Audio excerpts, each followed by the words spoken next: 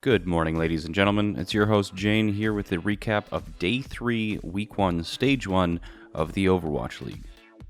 First match of the day was between the London Spitfire and Paris Eternal. After a tough loss against Philadelphia Fusion on the first day, London Spitfire, reigning champions, looked to redeem themselves. However, going into the first match against the Paris Eternal on Ilios, Paris Eternal was looking extremely strong with their extremely aggressive and well-coordinated GOATS composition.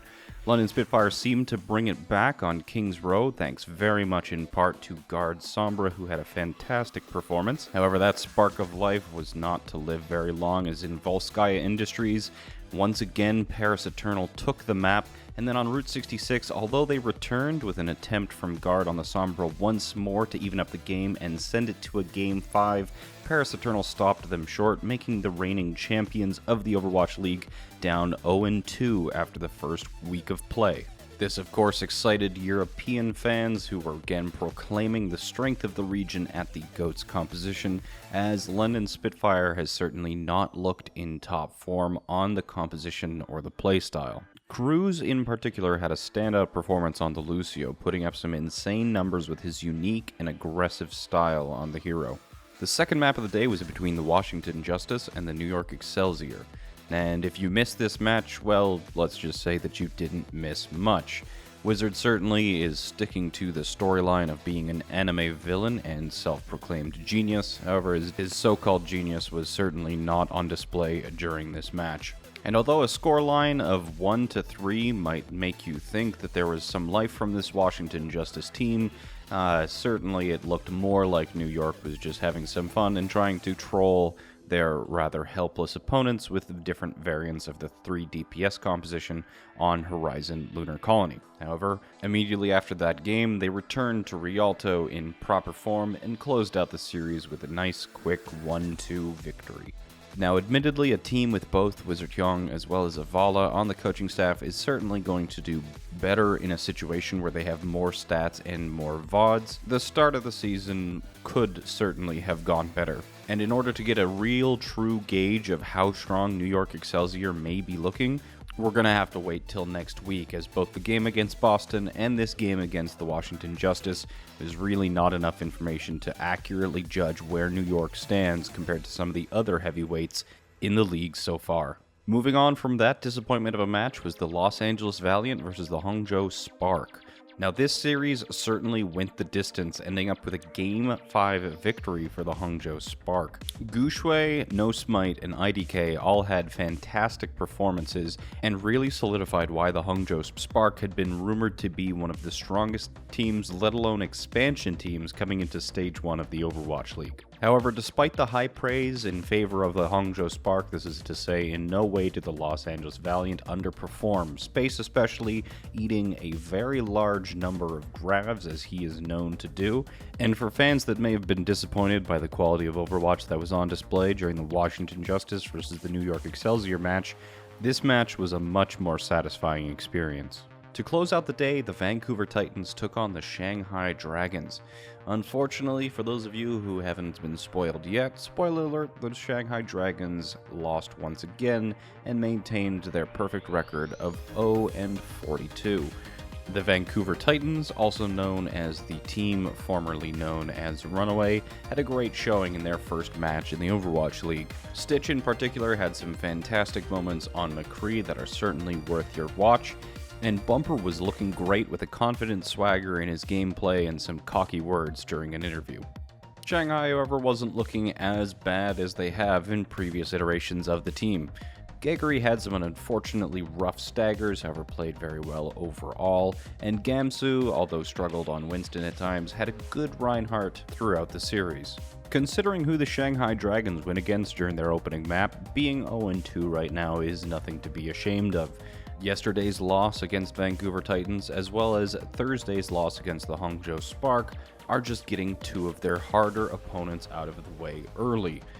Next week on Friday, they'll be playing against the Boston Uprise, who hopefully they have a better chance against. And if that doesn't work, the Friday after that, they'll go against the Chengdu Hunters, who are considered to be one of the worst teams in the league, despite their victory against the Guangzhou Charge on Friday.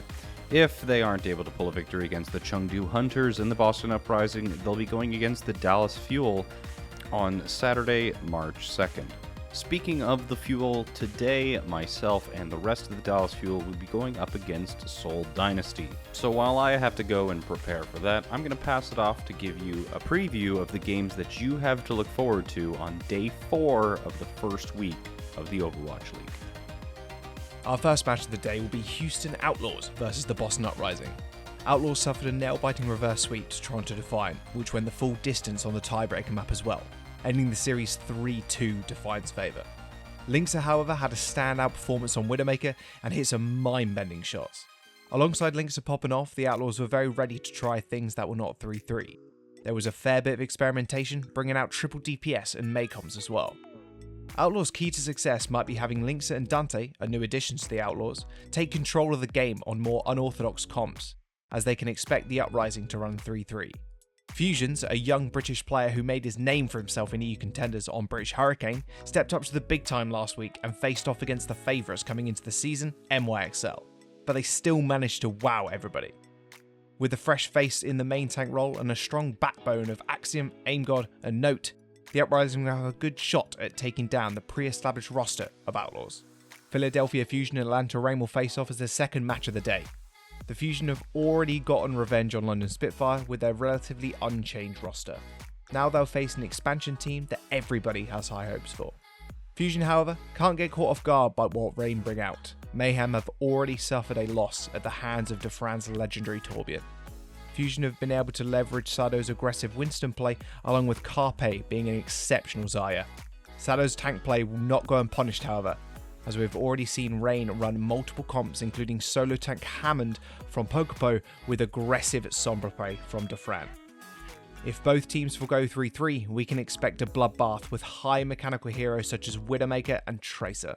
This match is set to be a close affair.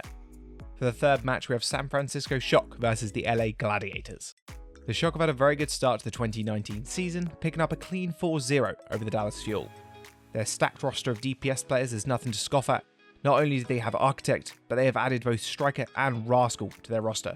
3 storied DPS players dating all the way back to Apex, which makes a total of 5 DPS players now. There is no telling what this roster has up its sleeve with that many DPS players. The Gladiators suffered quite the defeat to Seoul in their last match, only taking control in the series. They're going to have to go back to the drawing board and look to their reliable support backline of Big Goose and Shaz. Maybe even learn from Ripper's experience on Team Giganti when they were playing 3-3 in EU contenders. This match is going to be very tough to call. For the final match of the day, see Seoul Dynasty take on the Dallas Fuel. The Seoul will be looking for their anime redemption arc to continue after a disappointing finish last year. This time around, however, they have Fisher, who has already claimed the first slice of revenge against the Gladiators. With some of the roster that has been playing together since Lunatic High, you can imagine they're going to be as hungry as ever to claim some of the glory like they did back in the Apex days. The Fuel, on the other hand, have a brand new EU edition of RCK this season, another 3-3 veteran from EU contenders.